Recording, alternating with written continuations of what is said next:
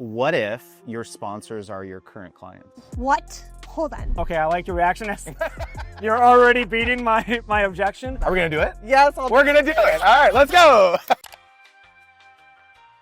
By the end of this episode, I will have convinced 5 entrepreneurs that they are leaving a massive amount of money on the table by not doing more sponsorships. And to make this challenge even harder, I am flying to the belly of the beast, the Content Entrepreneur Expo in Cleveland, Ohio. See, I've been to CEX every single year since its inception, and I can say without a doubt, it's the highest concentration of people who are sponsorship skeptical. They're selling courses, they're selling coaching, they're selling digital products, they're selling books. They say sponsorships, why would I ever do that? There is nothing that I love more in this world than changing hearts and minds and helping people make more money. So let's go. All right, I'm gonna make some guesses as to the 3 main objections that we're gonna hear during these conversations. The first is that sponsorships are gonna cannibalize my own sales. Another is that it's gonna decrease my credibility with my audience or my customers. And the last is that my audience is too valuable to rent out for sponsorships. There's only one catch to this challenge. If I speak with a creator or entrepreneur who shares an objection other than the 3 I just guessed, you get to ruthlessly mock me in the comment section. Is it a deal? All right, let's talk with the first creator. So I was actually just thinking about my podcast this morning, and I was like, do I want sponsors? No, because I would rather just promote my own things to my audience since I'm a service provider, and I'm like, I'm the one paying for the podcast to be produced. But in general, like, I don't have a sponsorship for my newsletter, anything. Say more about your fear. Like if you talked about a sponsor that would take airtime away from your own stuff and you'd make less money, is that the fear? Well, Justin, I wouldn't make less money because I already make 0 money from having my own podcast sponsored by me. Part of it is also the work it would take to have maybe a team member organize a sponsorship. I don't know, because I don't really have the bandwidth, I don't think, to be able to go find a sponsor. I did ask a few people and I didn't hear back from one. Another, I got like the green light, but then I followed up and got nothing. So I was like, you know what? It's enough work to go ahead and start a podcast. This was before I'd even launched. And so I've just kind of let the idea die. If we could envision the most abundant version of reality of the future for you, of like, what if you could get more means to support more podcast episodes, more newsletters through the funding of something like a sponsorship, what would that enable in your business? I actually would say I probably wouldn't even necessarily need more newsletters or need more podcast episodes. I would just not have to work so hard to like maybe bring in all of the clients that I would normally need. It would just be nice like padding because I'm already going to do the podcast. So I guess it would just mean it would be more profitable for the business. I've got a random idea for you. Love it. What if your sponsors are your current clients? What? Hold on. I bet you there are some of your current clients that would love to get in front of your other clients. What do you think? Maybe. What kind of clients do you think I have, Justin? I don't know. Maybe there are, I know you work with a lot of food bloggers. You work with a lot of So maybe there are certain clients that sell offerings that food bloggers would like to sell to other food bloggers. Okay, yes. 2 of my clients, for sure, are in the food blogging space. And that's one of them that I got the green light, but then it like kind of fizzled out. I think this is like an insight is that, you don't always have to get sponsorships from like gigantic brands. It could be your clients, it could be smaller service providers, it could be solopreneurs. They may actually pay you quite a bit of money to get in front of new clients of theirs, for example. I have a little ticker of names going through my head. We should pull this thread then. Just like, we should pull it. Yeah. So then it's a matter of how do I, like, that's a whole new revenue model. And so like, getting those clients, having the contract, getting it locked in place, like that's a whole other process that I have 0 developed. How exciting on how to do that. Maybe we can make it happen. There's a book I think you could read about it actually. I've heard of it. I think my biggest objection is the fact that I primarily do tech content about software and I don't share most of my personal life online, but there's only so many tech businesses you can partner with without kind of pigeonholing yourself. And as a Notion consultant, everybody that I've partnered with in the past want content about them with Notion. And it's really honestly kind of burnt me out. So because of that, you've chosen to pursue other revenue generating opportunities like consulting and coaching. And are you fearful that if you did hitch your horse to like one brand over others, that it would mean that you couldn't work with their competitors or no? Yes, that's usually a conversation unless it's a kind of like a complimentary brand, right? But then I feel like my audience also in the same breath is always like, we want to know more about you and your personal life and like don't script so much So I feel like there's like maybe like a misconnection there, that maybe there's a possibility, but also how do you make it organic and natural without being this random, like,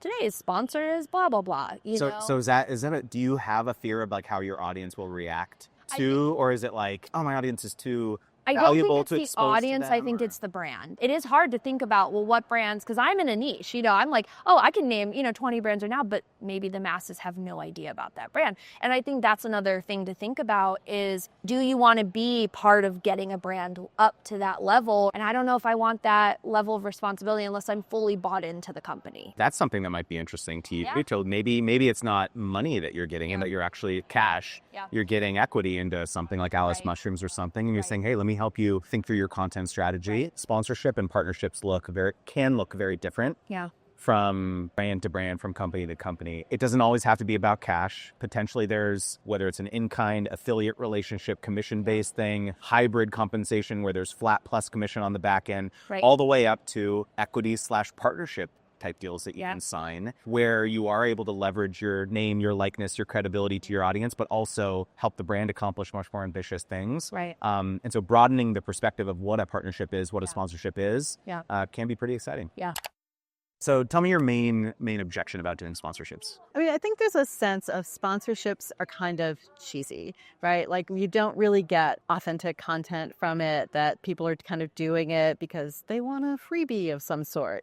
So I have this kind of ick feeling around it. Okay. And have you ever like tried to do sponsorships before? Or it's just always been kind of in the back of your mind of something to try where I... Been back in my mind, haven't really tried it, didn't feel like I was in a position to try it. In the course of your consulting and working with clients and so on, are there tools, services, brands, companies that you're gently steering them towards in the course of helping them?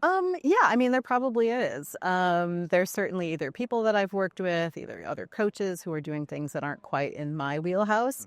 A lot of stuff that comes up is mindset related. I have a lot of really good, people with psychology backgrounds and coaching backgrounds who can help with that piece. What would it take for sponsorships not to give you the ick? To feel authentic, to feel like it's just something that's part of my life and it's already integrated into what I do. So this is why I'm talking about it. There's a couple of people who I follow who I'm starting to see them do a little bit more of that.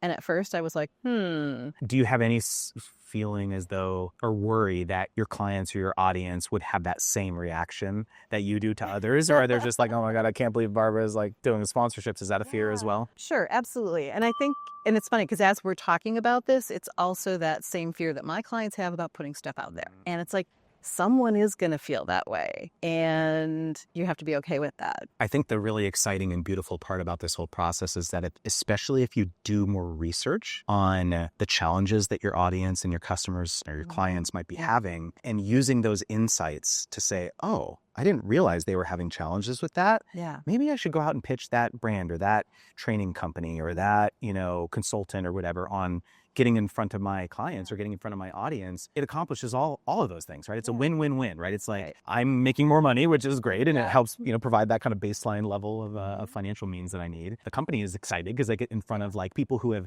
remember, your clients are people who have taken out their credit card and paid money to invest in their life, their business, their professional education, whatever. That represents a very prized type of potential customer for brands. And then your audience, your clients are being served because they said they're having this issue and you brought this to them. Yeah. And so I think if you can have this kind of holistic perspective on like, it's not just a coercive ick thing that I'm doing, it's actually in service. But it oftentimes takes you initiating it. These brands or companies may not come to you, but it's you actually reaching out, proposing something and being like, hey, I saw you were doing this. I would love to like spread the word about that. And that's how these relationships start. My biggest objection is the time that it takes to pitch sponsors, deal with them, and then try to get a reoccurring sponsorship going. It can be so frustrating to do all of the work up front, never hear back, or do a good sponsorship, and then they don't want to return for more. So it's hard to invest my time in growing my sponsorship strategy when I feel like maybe I should be doing other things to make money. Do you feel as though the time that you're investing in other aspects of your business is more fruitful, like you're able to see the return more quickly, or it's more predictable, or what? Yeah, I mean, I feel like I've got some more reoccurring revenue going on right now with like paid subscribers to my newsletter and other things that I can do. Of the deals that you did do, were there certain ones that were more successful than others? Like Yeah. in terms of the relationship with the sponsor, and like if you had to pull a common theme amongst the ones that were the best, is there anything that you can point to? Yeah, the ones that were the best were ones that like had professional services, mostly for writers or marketers. Were these all inbound, or were these some that you pitched, or what? Most were inbound last year. I did do some pitching, but like for the most part, that never went anywhere. Have you asked your newsletter audience if anyone would be interested in sponsoring your newsletter? No, I haven't. There's probably people in your audience who would love to get in front of others who are selling services and so on. That's a pretty low-hanging fruit idea. Just like, hey, hit reply to this email, or oh, click here and like fill out this quick form if you're interested. Let's hop on a call and chat about how I can get you in front of, however X thousand amount of freelancers or whatever. Probably fill out your inventory for quite a while is something pretty simple like that. Okay. Are we gonna do it? Yeah, We're gonna do it. All right, let's go. So my main objection is we've got newsletter and we got a couple newsletters and we also have our community. I don't think any of them are big enough for a sponsor to actually want to do something. Now our main newsletter might be, but like my smaller newsletter is one that I really like that I write. We're at it's like a few hundred because it just hasn't been a super big focus. Our community, we have like 100 people in it. It's not, I just don't think that we have the attraction that a sponsor would want. Now our primary newsletter, we do have like 20,000 on there. So that's like a nice size one. Okay. Okay. I like your reaction. You're already beating my objection. But yeah, my biggest thing is I'm like, I don't know. I guess it more goes into like, because as I say that, I'm like, oh, okay, 20,000, I should be able to sell that. But I guess I'm not, it's the position. I'm like, I don't know how to package this into something that says you should buy this. And so your primary revenue streams, or the main focus of your attention is like selling things directly to that audience. Is that right? Yeah, I mean, and most of our newsletters are very help. Like if we sell it, it's pretty light. I don't want to ever put anything in there that I don't think is actually valuable. Okay. I want to do it just because someone gives me money. I'm going to talk about it. I don't want to do that. One mindset shift potentially for you is that the more niche the audience, the less you need.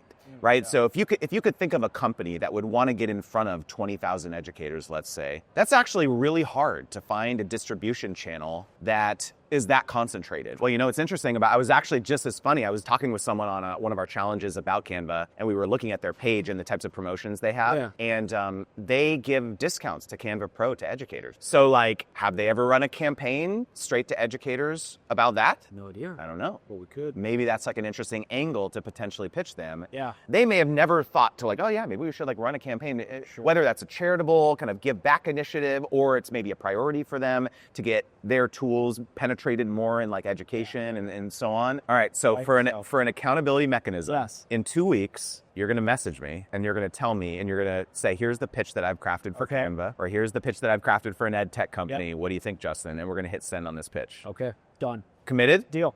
Let's Committed. go. All right, I love it. Awesome. So I'm fully prepared to be roasted in the comments section, but let me know which of these conversations resonated with you the most. Maybe there are some objections that resonated with you. You have the same concerns and fears and hesitations. Maybe you had a mindset shift or two. And now I want you to check out this episode with a best-selling author who said no to sponsorships for years, and my interview with him changed everything.